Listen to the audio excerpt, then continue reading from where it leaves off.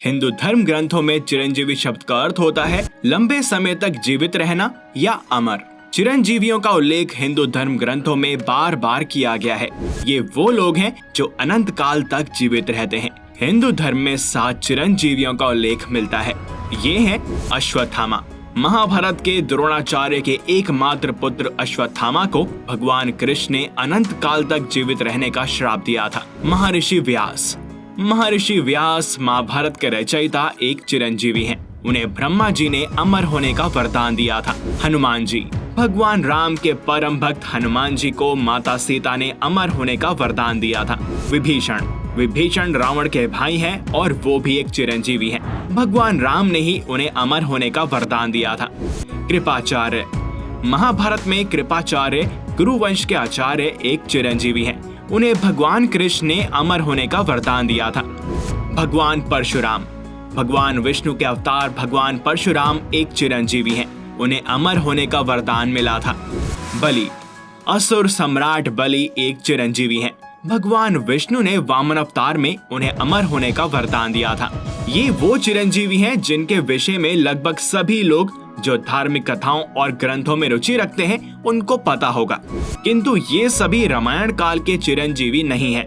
और आज इस वीडियो में हम जानेंगे उन 7 लोगों के विषय में जो कि अमर समझे जाते हैं और उनका वर्णन रामायण में मिलता है।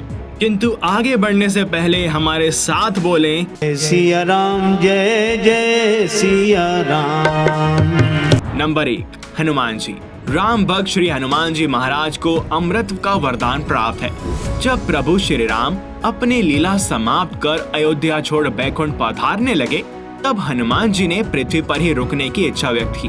तब भगवान श्री राम ने उन्हें वरदान देते हुए कहा था कि जब तक धरती पर मेरा नाम रहेगा तब तक आप भी धरती पर विराजमान रहेंगे। उसके बाद प्रलय के उपरांत जब धरती का सृजन होगा तब आप आचार्य रूप में भक्ति का प्रचार प्रसार करेंगे। रामायण से लेकर महाभारत तक हनुमान जी महाराज ने अनेक लीलाएं की।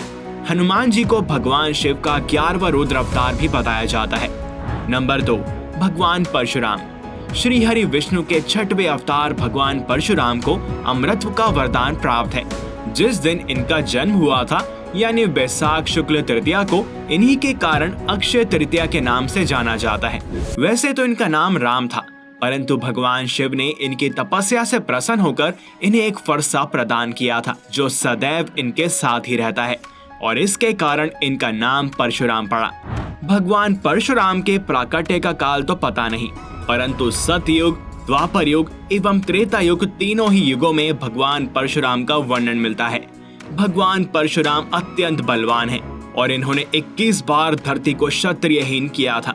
इनके कठिन तप से प्रसन्न होकर भगवान विष्णु ने इन्हें कल्प के अंत तक तपस्यारत भूलोक पर रहने का वरदान दिया। भगवान परशुराम किसी समाज विशेष के आदर्श नहीं हैं। वे संपूर्ण हिंदू समाज के हैं और वे चिरंजीवी हैं। उन्हें श्री राम के काल में भी देखा गया है और श्री कृष्ण के काल में भी। उन्होंने ही भगवान श्री कृष्ण को सुदर्शन चक्र प्रदान किया था। कहते हैं कि वे कली काल के अंत में उपस्थित होंगे। ऐसा माना जाता है कि वे कल्प के अंत तक धरती पर ही तपस्यारत रहेंगे।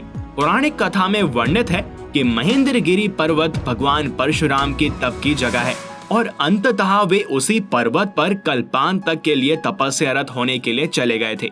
नंबर 3, विभीषण। हिंदू धर्म ग्रंथों के अनुसार रावण वध के बाद श्री राम ने विभीषण को लंका का राजा घोषित कर उनका राज्याभिषेक किया था। इसके अलावा भगवान ने विभीषण पर कई और कृपाएं भी बरसाई थी, जिनमें से एक है विभीषण को अजर अमर होने का वरदान। विभीषण सब चिरंजीवियों में से एक है और अभी तक विद्यमान है। नंबर 4, जामवंत। अग्निपुत्र जामवंत को भी प्रभु श्री राम से कल्प के अंत तक जीवित रहने का वरदान प्राप्त है। माना जाता है कि देवासुर संग्राम में देवताओं की सहायता के लिए जामवंत का जन्म अग्नि के पुत्र के रूप में हुआ था। उनकी माता एक गंधर्व कन्या थी। सृष्टि के आदि में प्रथम कल्प के सतयुग में जामवंत जी उत्पन्न हुए थे। जामवंत ने अपने सामने ही वामन अवतार को देखा था। राजा बलि से 3 पग धरती मांगकर भगवान वामन ने बलि को चिरंजीवी होने का वरदान देकर पाताल लोक का राजा बना दिया था। वामन अवतार के समय जामवंत जी अपनी युवावस्था में थे। जामवंत जी ने रामायण काल में प्रभु श्री राम की वानर सेना के साथ मिलकर रावण के विरुद्ध युद्ध लड़ा था। वहीं महाभारत काल में उनके और श्री कृष्ण के बीच हुए युद्ध का भी वर्णन मिलता है। नंबर 5, काकभुशुंडी। भगवान गरुड़ को राम कथा सुनाने वाले काकभुशुंडी को उनके गुरु लोमश ऋषि ने इच्छा मृत्यु का वरदान दिया था। दरअसल लोमश ऋषि के श्राप के चलते काकभुशुंडी कौवा बन गए थे। लोमश ऋषि को बाद में इसका पश्चाताप हुआ। तब उन्होंने काकभुशुंडी को बुलाकर श्राप से मुक्त होने के साथ ही राम मंत्र दिया और इच्छा मृत्यु का वरदान भी दिया। कहते हैं कि कोए का शरीर पाने के बाद ही राम मंत्र मिलने के कारण उस शरीर से उन्हें प्रेम हो गया और वे कोए के रूप में ही रहने लगे। कालांतर में काकभुशुंडी के नाम से ही वे पहचाने गए। नंबर 6, लोमश ऋषि। लोमश ऋषि परम तपस्वी तथा विद्वान थे। इन्हें पुराणों में अमर माना गया है। हिंदू महाकाव्य महाभारत के अनुसार ये पांडवों के ज्येष्ठ भ्राता युधिष्ठिर के साथ तीर्थ यात्रा पर गए थे और उन्हें सब तीर्थों का वृतांत बतलाया था। लोमश ऋषि बड़े बड़े रोमों या रोमों वाले थे। इन्होंने भगवान शिव से ये वरदान पाया था कि एक कल्प के बाद मेरा एक रोम गिरे और इस प्रकार जब मेरे शरीर के सारे रोम गिर जाएं, तभी मेरी मृत्यु हो। नंबर 7, मुचुकुंद। मांधाता के पुत्र मुचुकुंद त्रेता युग में इक्ष्वाकु वंश के राजा थे। मुचुकुंद की पुत्री का नाम शशिभागा था। एक बार देवताओं के बुलावे पर देवता और दानवों की लड़ाई में मुचुकुंद ने देवताओं का साथ दिया था, जिसके चलते देवता जीत गए थे। तब इंद्र ने उन्हें वर मांगने को कहा। तब उन्होंने वापस पृथ्वी लोक पर जाने की इच्छा व्यक्त की। कहते हैं कि तब इंद्र ने उन्हें बताया कि पृथ्वी पर और देवलोक में समय का बहुत अंतर है, जिस कारण अब वो समय नहीं रहा और उनके सभी सगे संबंधी मर चुके हैं। उनके वंश का कोई नहीं बचा है। यह जानकर मुचुकुंद दुखी हो गए और वर मांगा कि उन्हें सिर्फ सोना है। तब इंद्रदेव ने वरदान दिया कि किसी निर्जन स्थान पर सो जाएं और यदि कोई उन्हें उठाएगा तो मुचुकुंद की दृष्टि पड़ते ही वह भस्म हो जाएगा। द्वापर युग में जब कालेवन और श्री कृष्ण में द्वंद्व युद्ध का जय हो गया, तब कालेवन श्री कृष्ण की ओर दौड़ा। श्री कृष्ण तुरंत ही दूसरी ओर मुंह करके रणभूमि से भाग चले और कालेवन उन्हें पकड़ने के लिए उनके पीछे पीछे दौड़ने लगा। श्री कृष्ण लीला करते हुए भाग रहे थे। कालेवन पग पग पर यही समझता था कि अब पकड़ा तब पकड़ा।